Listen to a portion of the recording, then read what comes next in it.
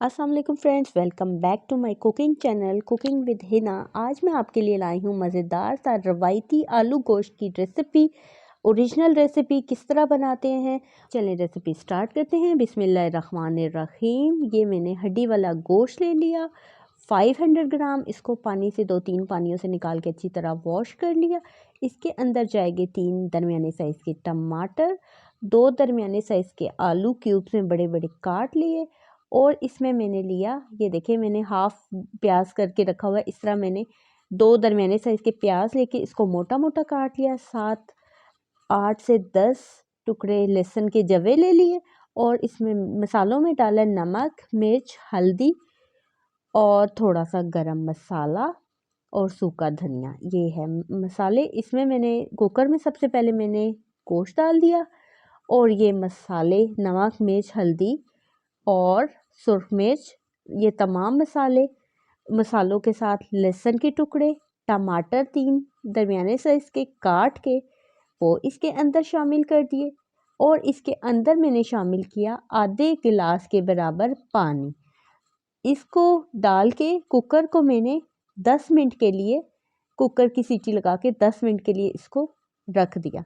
10 minute के बाद ये देखिए मज़ेदार सा गोश्त गल चुका था, बिल्कुल रोई की तरह। और टमाटर, प्याज और लहसुन तमाम चीज़ें जो हैं अच्छे तरीके से गल चुकी थी और पानी बिल्कुल ड्राई हो चुका था। तो इसमें मैंने डाला हाफ प्याली के बराबर ऑयल और साथ ये जो बड़े बड़े क्यूब्स में काटे हुए थे आलू वो इसके अंदर शामिल किए। और मैंने इन दोनों चीज़ों को अच्छे तरीके से भून लिया।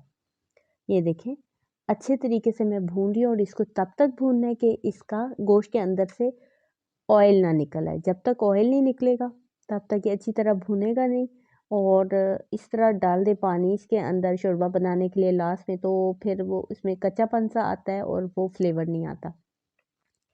तो अगर आपको मेरी वीडियो पसंद आ रही है तो आप मेरी वीडियो को कंप्लीट लास्ट तक देखिएगा। वीडियो को लाइक और चैनल को ज़रूर सब्सक्राइब कीजिएगा।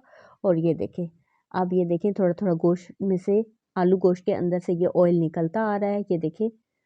और इसका मतलब कि ये बिल्कुल गोश्त और आलू अच्छे तरीके से भुन चुके हैं। अब इसमें बारी आ गई है पानी डालने की। जितनी आपने ग्रेवी रखनी है, शोरबा रखना है, आपने उतना पानी डाल दिया। इसमें मैंने 1 बाउल के बराबर, 1 डेढ़ गिलास के बराबर पानी डाल दिया, क्योंकि मुझे शोरबे वाला आलू गोश्त बनाना था जो गरम गरम नान के साथ मज़े से खाया जा सके। तो मैंने ये देखिए इसके अंदर डाल दिया पानी। और इतना रख दें कि ये शोरबा भी अच्छे तरीके से इसका तैयार हो जाए। और इसको बंद करें तो इसके अंदर आलू भी अच्छे तरीके से गल जाएं। ये देखिए मैं चम्मच हिला के देख रही हूँ कि ये बिल्कुल परफेक्ट है इतना पानी। ये मैंने कुकर को बंद किया और 2 से 3 मिनट के लिए कुकर को बंद किया। और ये देखिए जी, शोरबा मेरे लिहाज से बिल्कुल ठीक है। और अभी मैं चम्मच लगा के देख रही हूँ कि आलू वगैरह गल गए। और ये देखिए जी, बिल्कुल आलू बिल्कुल रेडी हो गए हैं, गोश्त ऑलरेडी गला हुआ था। ये मज़ेदार सा आलू गोश्त शोरबे वाला हमारा रेडी है। इसको मैंने डाला प्लेट में, ये देखें बिल्कुल परफेक्ट। इसके ऊपर मैंने डाली कसूरी मेथी, थोड़ा सा गरम मसाला और इसके ऊपर हरा धनिया और मिर्चें डालकर इसको मैंने ऊपर से कर दिया अच्छे तरीके से डेकोरेट।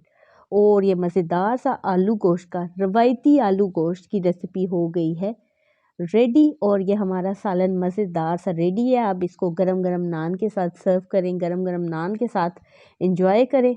और आपको अगर मेरी वीडियो पसंद आ रही है तो इसको ज़रूर लाइक करें और इस रेसिपी को ज़रूर बनाइएगा। मैं आपके लिए इसी तरह की मज़ेदार सी रेसिपी लेके आती रहूँगी। आप इसको ज़रूर ट्राई कीजिएगा, बनाइएगा और मुझे ज़रूर बताइएगा कि आपको ये रेसिपी कैसी लगी है। मज़ेदार सी आलू गोश्त की रेसिपी। और ये मैंने एक बाउल में भी निकाल ली थी।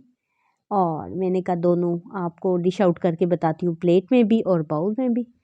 चलें जी, आप मेरे आलू गोश्त की रेसिपी को एंजॉय कीजिए। मिलते हैं नेक्स्ट वीडियो में, तब तक के लिए अल्लाह हाफिज़।